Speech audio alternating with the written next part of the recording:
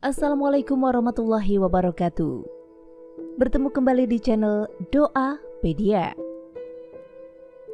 Merebut suami atau istri orang lain sudah sering terjadi saat ini hingga sampai ke perceraian. Bahkan belakangan ini santer terdengar sebutan bagi wanita dengan julukan pelakor yang tak lain singkatan dari perebut laki orang. Islam sebenarnya tidak pernah memberikan larangan seseorang untuk mencintai orang lain, sebab cinta merupakan fitrah yang datang dengan sendirinya tanpa perlu dicari. Seseorang yang mencintai bahkan mempunyai derajat tinggi dan juga mulia di sisi Allah Subhanahu wa taala, di mana seseorang yang memiliki cinta mendalam akan mati syahid dengan beberapa ketentuannya. Akan tetapi, seorang wanita atau pria yang berusaha mengganggu atau merebut pasangan dari sebuah keluarga, terutama kerabat dekat, sama saja dengan mengambil sesuatu yang bukan miliknya. Nah, baik, sebelum lanjut, silakan klik tombol subscribe untuk berlangganan di channel Doapedia. Aktifkan ikon lonceng pada layar Anda untuk mendapatkan update video dari channel ini seputar doa, amalan, dan juga khasanah pengetahuan tentang Islam. Nah, adapun bagi Anda yang suka dengan video ini, silakan klik tombol like dan jangan lupa bagikan ke seluruh sosial media yang Anda punya agar video ini lebih bermanfaat.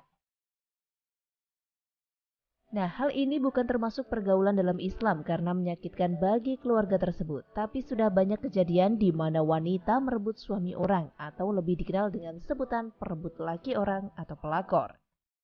Hukum cinta menurut Islam dan juga merebut suami orang dengan tujuan merusak rumah tangga supaya bisa menikah dengan orang lain tersebut adalah haram hukumnya.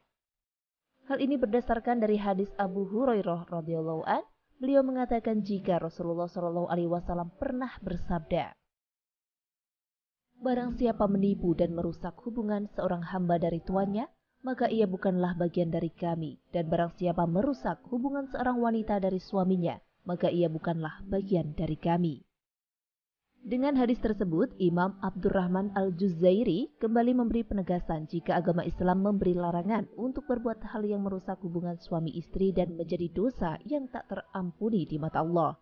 Akan tetapi, para ulama memiliki perbedaan pendapat pada saat menyikapi seseorang yang merusak hubungan antara suami dan istri.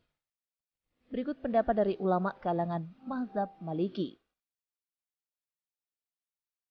Ulama ini menyatakan jika sesungguhnya orang yang sudah merusak istri orang lain supaya bisa menikahi wanita tersebut sesudah dicerai. Haram hukumnya untuk orang tersebut menikahi wanita itu sampai kapanpun. Kemudian menurut ulama mazhab Hanafi dan Syafi'i mengatakan jika seseorang yang sudah merusak istri dari suaminya maka boleh dinikahi sesudah dicerai namun masuk ke dalam golongan orang fasik dan paling maksiat dan lebih buruk dosanya menurut Allah di hari kiamat. Berikut ini penjelasan berdasarkan sunnah Rasul terkait bagaimana hukumnya seorang wanita yang merebut suami orang. Antara lain, hadis muttafaq alaih. Rasulullah bersabda, tidak halal bagi seorang wanita meminta kepada suaminya agar sang suami mencerai wanita lain yang menjadi istrinya dengan maksud agar sang wanita ini memonopoli piringnya. Sesungguhnya hak dia adalah apa yang telah ditetapkan untuknya sesuai dengan kedudukan wanita dalam Islam. Hadis Abu Hurairah radhiyallahu an, Rasulullah bersabda, "Barang siapa menipu dan merusak hubungan seorang hamba dari tuannya, maka ia bukanlah bagian dari kami, dan barang siapa merusak hubungan seorang wanita dari suaminya, maka ia bukanlah bagian dari kami." Berikut bentuk-bentuk gangguan merusak hubungan suami istri.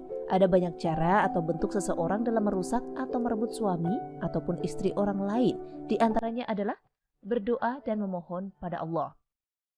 Seseorang yang memanjatkan doa agar keinginan tercapai dan memohon pada Allah supaya hubungan seorang wanita atau suami pada pasangannya bisa rusak dan terjadi perceraian di antara keduanya.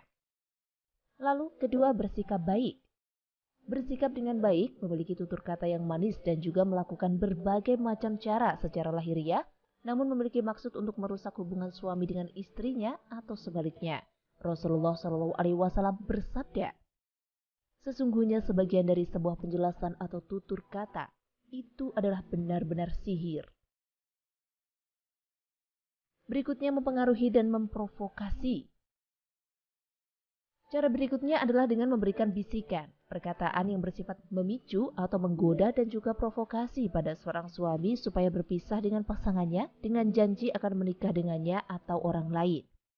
Seperti terdapat dalam surat Al-Baqarah ayat 102 yang artinya, perbuatan yang demikian merupakan perbuatan tukang sihir dan perbuatan syaitan dan bukan ciri wanita yang baik untuk dinikahi menurut Islam. Rasulullah Shallallahu Alaihi Wasallam bersabda, sesungguhnya iblis menempatkan singgasananya di atas air lalu menyebar anak buahnya ke berbagai penjuru. Yang paling dekat dengan sang iblis adalah yang kemampuan fitnahnya paling hebat di antara mereka. Salah seorang dari anak buah itu datang kepadanya dan melapor bahwa dirinya telah berbuat begini dan begitu. Maka sang iblis berkata, kamu belum berbuat sesuatu. Lalu seorang anak buah lainnya datang dan melapor bahwa dia telah berbuat begini dan begitu, sehingga mampu memisahkan antara seorang suami dari istrinya.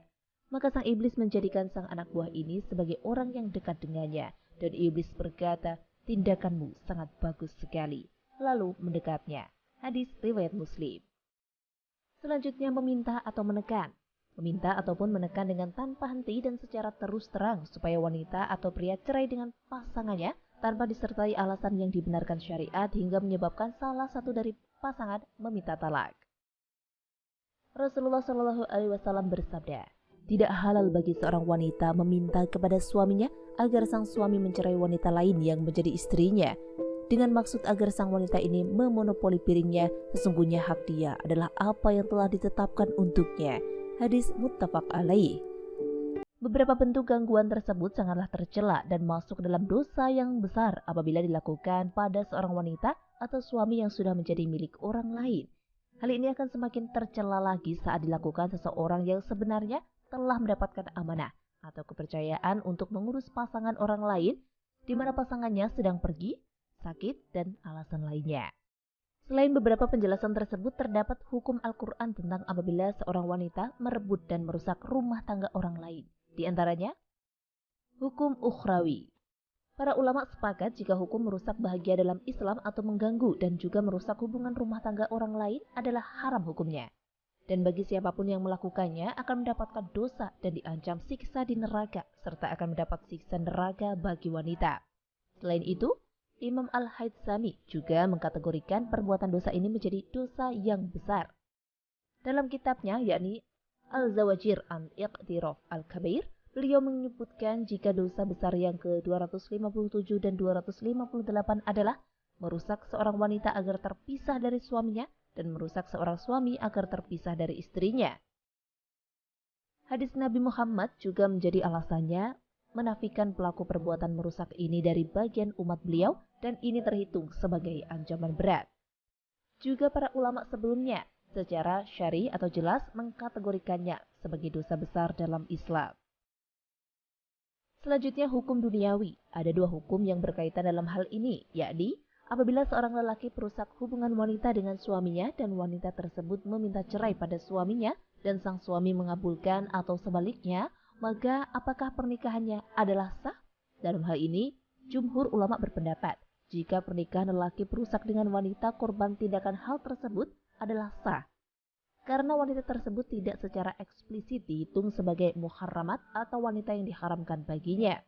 Akan tetapi, pendapat berbeda dikemukakan oleh ulama Malikiyah, di mana pernikahan tersebut seharusnya dibatalkan, baik sebelum terjadi pernikahan atau sudah terjadi, sebab belum memenuhi syarat pernikahan dalam Islam. Hal kedua adalah apabila seseorang melakukan perbuatan terlarang ini, apakah akan mendapatkan hukuman di dunia? Maka para ulama berpendapat, jika perbuatan terlarang ini dilakukan, maka hakim memiliki wewenang untuk menjatuhkan ta'zir atau hukuman yang ketentuannya sudah diterapkan hakim atau penguasa dengan syarat tidak lebih dari 40 cambukan. Selain itu, ada juga yang berpendapat jika hukumannya adalah kurungan penjara sampai bertobat atau meninggal, dan sebagian lagi berpendapat hanya diberi cambukan keras saja dan diumumkan perbuatannya supaya orang lain bisa waspada dari orang tersebut dan supaya orang lain bisa mengambil ibrah.